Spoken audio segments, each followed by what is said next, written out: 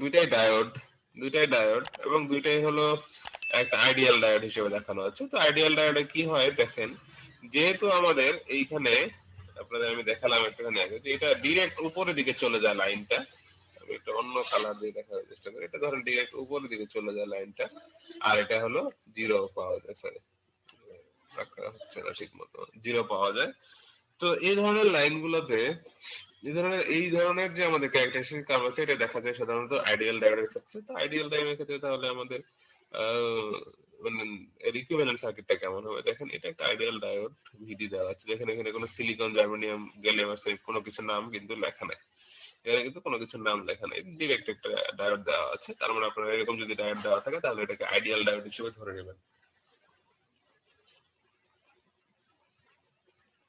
কোনো নাম যদি না বলা থাকে তাহলে আপনারা কি করবেন, ওইটাকে একটা আইডিয়াল ডায়োড হিসেবে ধরে নিতে থাকবেন। আর যদি সিলিকন, জার্মেনিয়াম, গ্যালিয়াম আর্সেনাইড দেওয়া থাকে তাহলে সেগুলোকে তাদের যে ক্যারেক্টারিস্টিক্স কার্ভ আছে, প্র্যাকটিক্যাল ডায়োডের যে ক্যারেক্টারিস্টিক্স কার্ভ, ওইটার অনুযায়ী লিখবেন।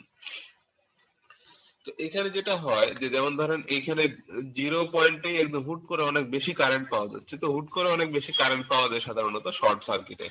আপনারা মনে রাখবেন, কোন একটা জায়গায় যদি শর্ট সার্কিট হয়ে যায় তখন আমরা ওই অংশে কি পাই, অনেক বেশি পরিমাণ কারেন্ট পাই। এটা আপনারা জানেন, আপনাদের বাসা বাড়িতে ব্যবহার করা হয়ে থাকে অনেক সময়। যেমন আপনারা এখানে বাসা বাড়িতে যেটা কিছু মিনি সার্কিট ব্রেকার আমরা ব্যবহার করি, তো সার্কিট ব্রেকারের কাজ এটা যে কারেন্ট যদি কোনোখানে বেড়ে যায়, মানে কোনোখানে যদি শর্ট সার্কিট হয়, তাহলে কি হবে, আমাদের এই ইয়েটা, পুরো সিস্টেমটা কি হয়ে যাবে, শাটডাউন হয়ে যাবে। তো তার মানে ওইখানে কোনো ভোল্টেজ থাকবে না, বাট অনেক বেশি পরিমাণ কারেন্ট থাকতে পারে কোথায়, শর্ট সার্কিট। এক্ষেত্রে যদি শর্ট সার্কিট হয় তাহলে আমাদের ওই অংশে অনেক বেশি পরিমাণে কারেন্ট ফ্লো হবে। তো অনেক বেশি পরিমাণে বলতে ওটা শর্ট সার্কিট হয়ে যাবে আসলে। এখন ডায়োডে ওই অংশ দিয়ে কি পরিমাণ ভোল্টেজ যাচ্ছে এটা তো নির্ভর করবে ওই সার্কিটের উপরে। সার্কিটে যদি ভোল্টেজ বেশি হয় কারেন্টটা বেশি হবে, আর ভোল্টেজ কম হলে কারেন্ট কম হবে। বাট ওই ডায়োডের ভিতরে কোনো রেজিস্ট্যান্স থাকবে না, কোনো কিছুই থাকবে না, কোনো ভোল্টেজ ড্রপ থাকবে না। ঠিক আছে? তো এখন ভোল্টেজ ড্রপ যদি না থাকে তাহলে কেমন হলো অবস্থাটা দেখেন।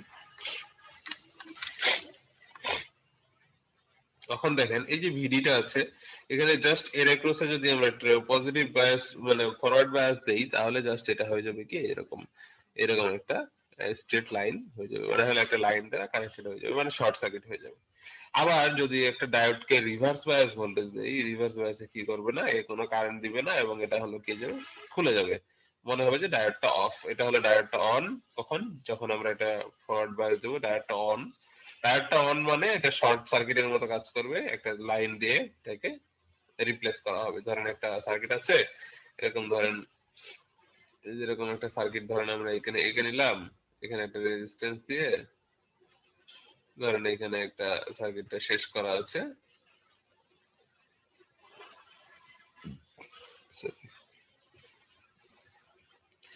এখানে একটা সার্কিট দিয়েছে, ধরেন এটা 5 ভোল্ট দেওয়া আছে। যেহেতু এখানে কোনো কিছু লেখা নাই আমাদের, যেহেতু কোনো কিছু লেখা নাই, তার মানে সিলিকন, জার্মেনিয়াম কিছু লেখা নাই, তার মানে ডায়োডটা কি হবে, এটা আমাদের আইডিয়াল ডায়োড। তো আইডিয়াল ডায়োডে এখানে আমাদের রেজিস্ট্যান্স ছিল ধরেন 10 ওহম। 10 ওহম আমাদের রেজিস্ট্যান্স আছে। সো এই আইডিয়াল ডায়োড যদি হয় তাহলে অবশ্যই কি হবে, ডায়োডটা যেহেতু পজিটিভ বায়াসিং আছে, যে পজিটিভ বায়াসিং কিভাবে বুঝবো বা ফরওয়ার্ড বায়াসিং কিভাবে বুঝবো, এটা হলো অ্যানোড, অ্যানোডের সাথে প্লাস আছে আর ক্যাথোডে হলো মাইনাস আছে। এই যেরকম লম্বা দাগ যেটা দেখবেন সেটা হলো ক্যাথোড, আর এটা হলো অ্যানোড। অ্যানোডের সাথে যেহেতু পজিটিভ আছে সুতরাং আমরা এটাকে বুঝবো যে অ্যানোডে পজিটিভ যদি থাকে তাহলে বুঝবো যে এটা ফরওয়ার্ড বায়াস। তো যেহেতু এটার কোনো মানে নি ভোল্টেজ নাই, তার মানে এটাকে 5 ভোল্ট মানে কি জিরোর চেয়ে বড় বড় ভোল্ট, সুতরাং এটা কি হবে, আমাদের অন হয়ে যাবে আমাদের এই ডায়োডটা। তো ডায়োডটা যদি অন হয়ে যায় তখন আমরা কি করব, এটা একটা অন হয়ে গেলে আমরা এটাকে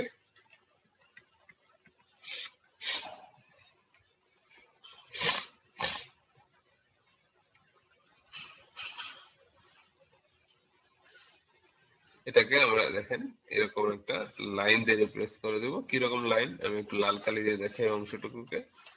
এটা হয়ে যাবে এরকম, এই যে লাল কালি দিয়ে দেখেন ওই অংশটুকু কিন্তু আমাদের শর্ট হয়ে গেল। ঠিক আছে? তো ওই অংশটা যদি শর্ট হয়ে যায় তাহলে এই সার্কিটের ভিতরে এখন কি পরিমাণ কারেন্ট যাচ্ছে দেখেন, বার করেন। এটা হলো 10 ওহম রেজিস্ট্যান্স আর 5 ওহম হলো আমাদের, 5 ওহম হলো আমাদের, সরি 5 ভোল্ট হলো আমাদের ভোল্টেজ। তো এটা হলো 10 দিয়ে ভাগ করে দেন 5 কে, তাহলে আসবে হলো 0.5 পরিমাণ কারেন্ট, 0.5 অ্যাম্পিয়ার কারেন্ট হলো আমাদের এখানে ফ্লো করবে। ঠিক আছে, এটা হলো আমাদের একটা আইডিয়াল ডায়োডের অবস্থা। তো আইডিয়াল ডায়োডের ক্ষেত্রে আমাদের আর কিছু চিন্তা করতে হবে না, ডিরেক্ট যদি বলা থাকে এটা একটা আইডিয়াল ডায়োড, কোনো নাম যদি না দেওয়া থাকে, তাহলে আমরা একদম এটাকে চেঞ্জ করে মানে ওটাকে একদম যদি অন হয়ে যায়, এবং অন কখন হবে, ফরওয়ার্ড বায়াসের ক্ষেত্রে।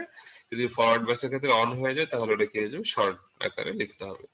আর যদি আমরা জানি যে আমাদের ডায়োডটা কি অবস্থায় আছে, ডায়োডটা হলো রিভার্স বায়াস অবস্থায় আছে, সো রিভার্স বায়াস অবস্থা থাকলে আমাদের ডায়োডটাকে অফ করে দিতে হবে। তো ডায়োডটা তখন কি হয়ে যাবে এটা আমি দেখানোর চেষ্টা করি। যেমন ধরেন যদি এখানে আমরা এই জিনিসটা যে আঁকলাম, এটা ধরেন এটা এইখানে এই অবস্থায় আছে, এটা হলো, এটা উপর একটা নেগেটিভ,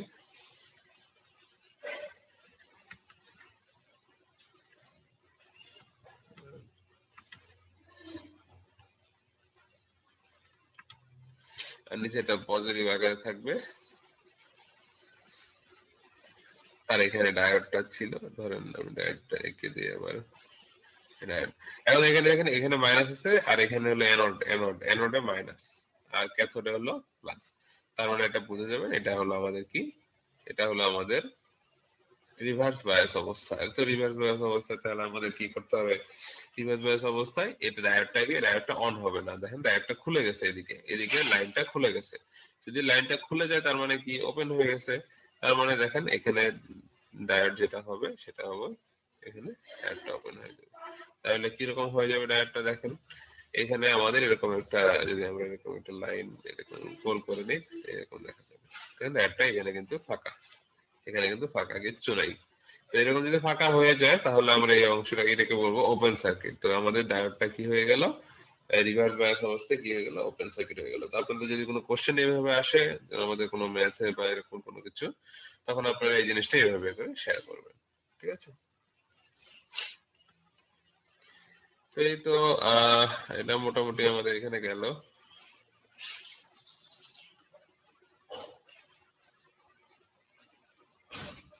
আচ্ছা, এরপরে আসেন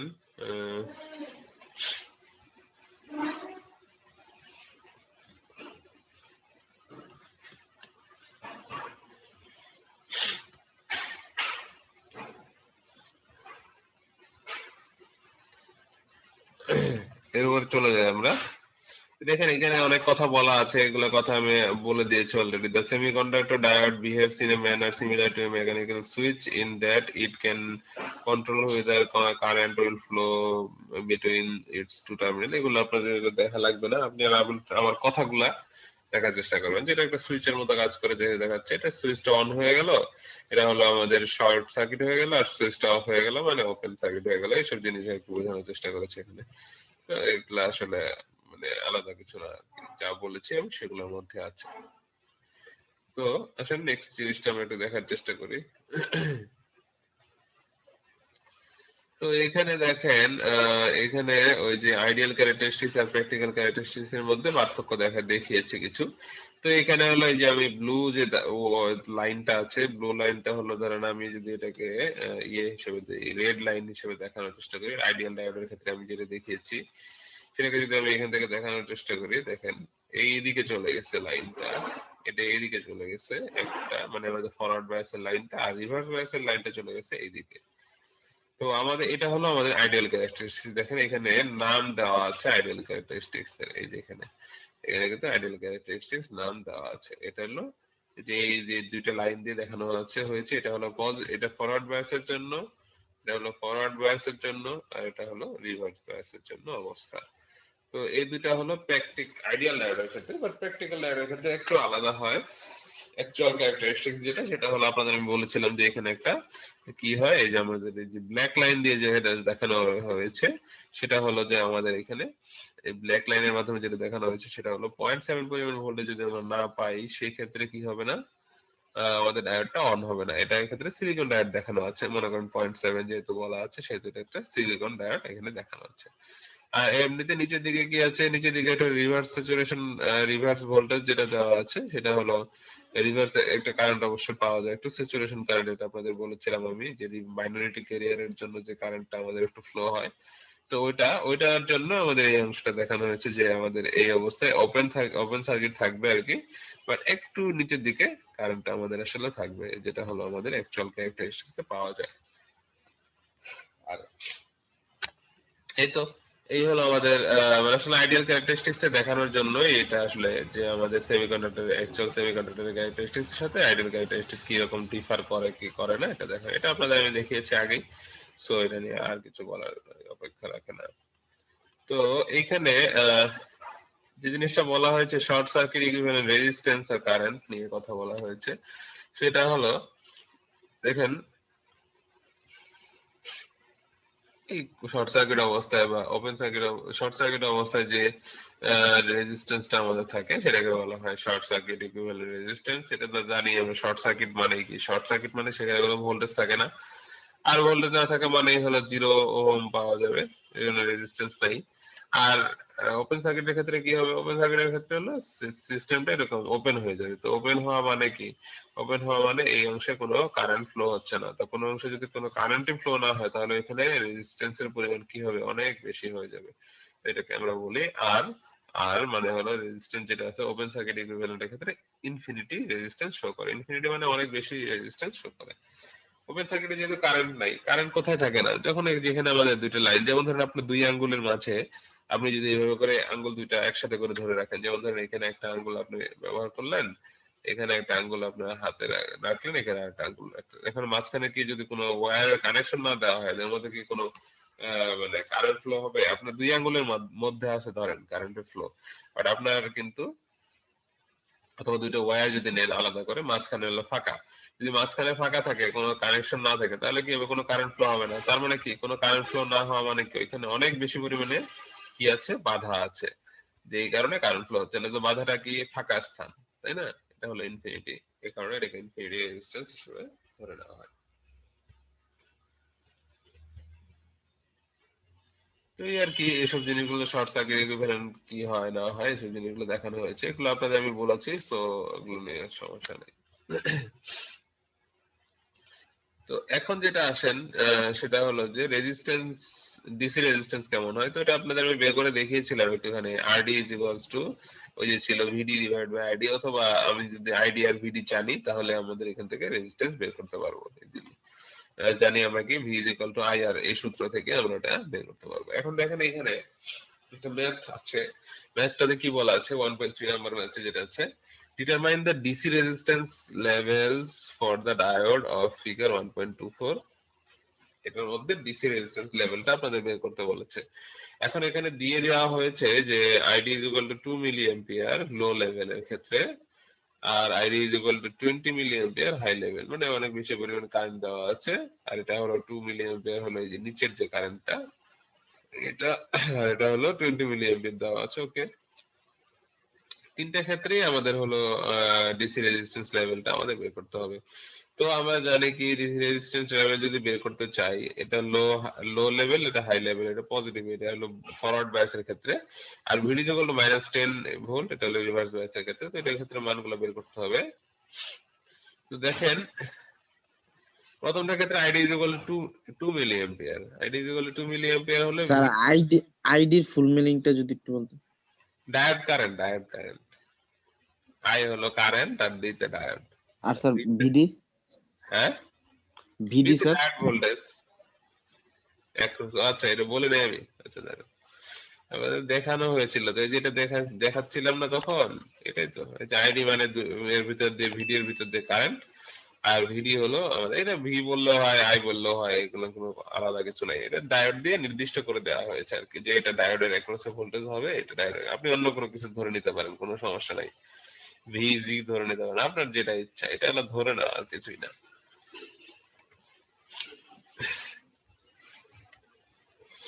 তো এখানে যেটা হয়, এখানে দেখেন 2 মিলি অ্যাম্পিয়ার যেটা আছে, এটা আমরা এই যে আমাদের ছবিতে দেওয়া আছে, 2 মিলি অ্যাম্পিয়ার কারেন্টের জন্য আমাদের ভোল্টেজ কত, 0.5 ভোল্ট। আবার 20 মিলি অ্যাম্পিয়ার কারেন্ট যখন আমরা পাবো, সেই অবস্থায় ভোল্টেজ হলো 0.8।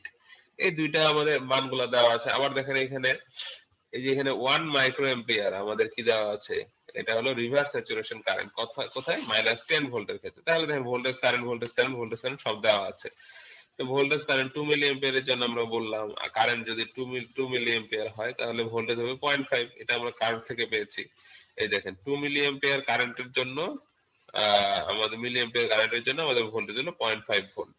তো এটা আমরা এখানে বসিয়েছিলাম 0.5 ভোল্টকে 2 মিলি এম্পিয়ার দিয়ে ভাগ করে দেখছি আমরা 250 ওহম একটা রেজিস্ট্যান্স এসেছে। আবার আইডি যেখানে 20 মিলি এম্পিয়ার সেখানে ভিডি হলো 0.8। এটা কিভাবে পেলাম দেখেন, এই যে আইডি হলো 2 আইডি হলো 20 মিলি এম্পিয়ার এবং এটার জন্য আমাদের ভিডি হলো 0.8। তো যদি এরকম ভাবে পাই তখন আমরা এটাকে 0.8 কে 20 মিলি এম্পিয়ার দিয়ে ভাগ করে দিয়েছি, পেয়েছি কত 20 ওহম। এই তো। তারপরে দেখেন এখানে ভিডি ইজ ইকুয়াল টু যখন -10, ভিডি ইজ ইকুয়াল টু -10 কোথায়, এই যে -10, এটা হলো আমাদের এই যে থার্ড নাম্বার কোশ্চেনটা, ভিডি ইজ ইকুয়াল টু -10। তো ভিডি ইজ ইকুয়াল টু -10 এর সময় আমরা রিভার্স স্যাচুরেশন কারেন্ট পাই কত, -1 মাইক্রো অ্যাম্পিয়ার।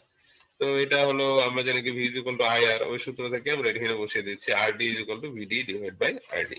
এখান থেকে আমরা 10 মেগা ওহম পেয়েছি, কারণ মাইক্রো উপরে চলে গেলে কি হয়ে যায়, মেগা হয়ে যায়, এই আর কি। তো এটা হলো আমাদের ডিসি রেজিস্ট্যান্স লেভেল ছিল। তো এসি রেজিস্ট্যান্স একই জিনিস, ভিডি আর হলো আইডি এর ডিফারেন্সটা বোঝানো হয়, যদি কেমন বাড়লো বা কেমন কমলো এটা দেখানো হয় আর কি। তো এই হলো বিষয়। এরপর এসব আর আপনাদের দেখতে হবে না, এই জিনিসটা আমাদের ইম্পর্টেন্ট। আমরা আপনারা একটা ব্রেক নেন 10 মিনিটস, 10 মিনিটস ব্রেকের পরে এসে আমরা এই জিনিসটা দেখাবো আর হলো জেনার ডায়োড নিয়ে আলোচনা করবো আজকে। তো আপনাদের এখন 9:47 বাজে, 10 মিনিট মানে হলো আপনারা 9:57 দিকে আসেন। 9:57, 9:57, ঠিক আছে।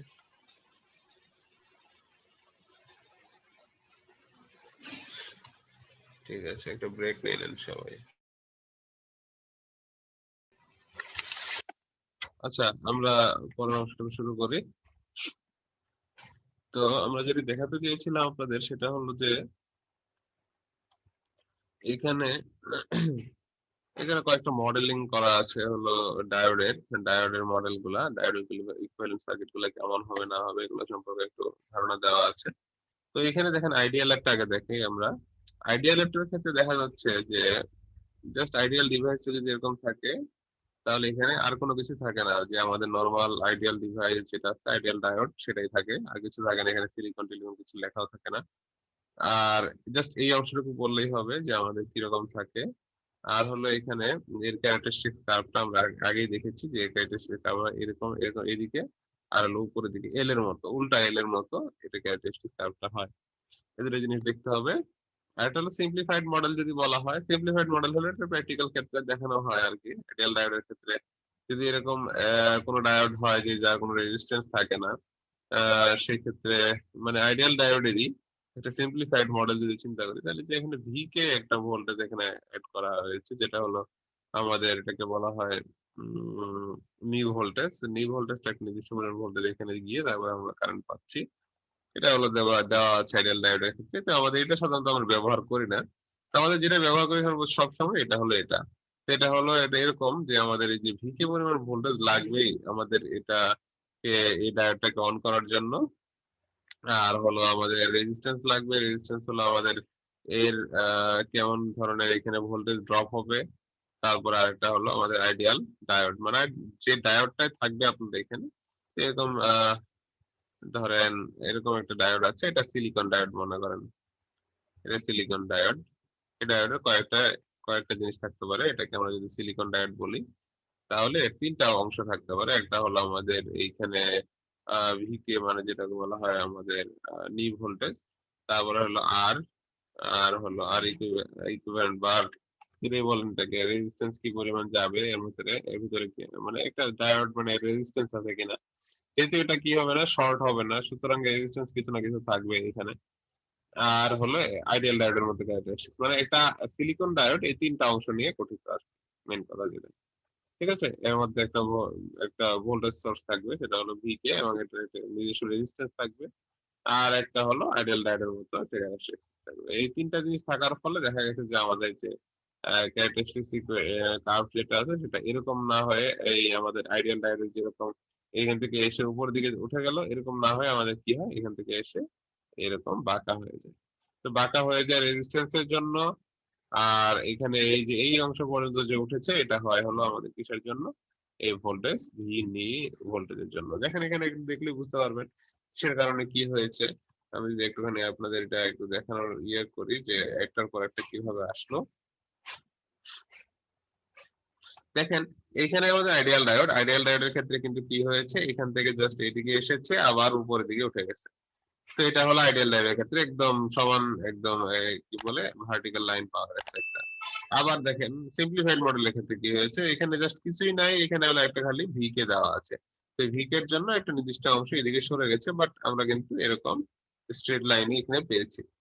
আবার দেখেন এটাও গেল পিসওয়াইজ লিনিয়ার মডেলের ক্ষেত্রে আসেন। পিসওয়াইজ লিনিয়ার মডেলের ক্ষেত্রে কি আছে, এখানে হলো আমাদের একটা এটাকে বলা হয় নি ভোল্টেজ, একটা নি ভোল্টেজ আছে, আবার একটা হলো আমাদের রেজিস্ট্যান্স আছে, আর একটা হলো আমাদের ডায়োড আছে। এই ডায়োডের জন্য ডায়োড ক্যারেক্টারিস্টিক্স হলো আমাদের এটা এই যেরকম হবে, বাট এটা হওয়া হইতে গেলে দেখা গেছে যে এখানে ভি কে থাকার জন্য, এই যে এখানে যেহেতু ভি কে আছে, ভি কে থাকার জন্য এখানে যেটা হয়েছে সেটা হলো ডানে সরে গেছে। তো এখানেও ডানে সরে গেছে। ওকে, আবার এই রেজিস্ট্যান্স থাকার জন্য কি হয়েছে দেখেন, এই যে অংশটা এটা সোজা না হয়ে, এরকম সোজা না হয়ে কি হয়েছে, একটু এদিকে বাঁকা হয়ে গেছে। তো এটা কারণ হলো রেজিস্ট্যান্স হলে আমরা জানি যে রেজিস্ট্যান্স হলে কারেন্ট একটু বাধাপ্রাপ্ত হয়। তো বাধাপ্রাপ্ত হলে কি হবে, কারেন্ট একবারে হুট করে বাড়তে পারবে না, যেহেতু আমাদের রেজিস্ট্যান্স না থাকলে হুট করে বেড়ে যায়, সেহেতু এখানে ধীরে ধীরে ধীরে ধীরে বাড়বে। এই কারণে এটা হলো আমাদের এরকম একটু বাঁকা হয়েছে লাইনটা। এই তো, এই হলো আমাদের মোটামুটি ব্যাখ্যা আর কি। এখন আসেন আমরা একটু পরের অংশ যেতে চাচ্ছি।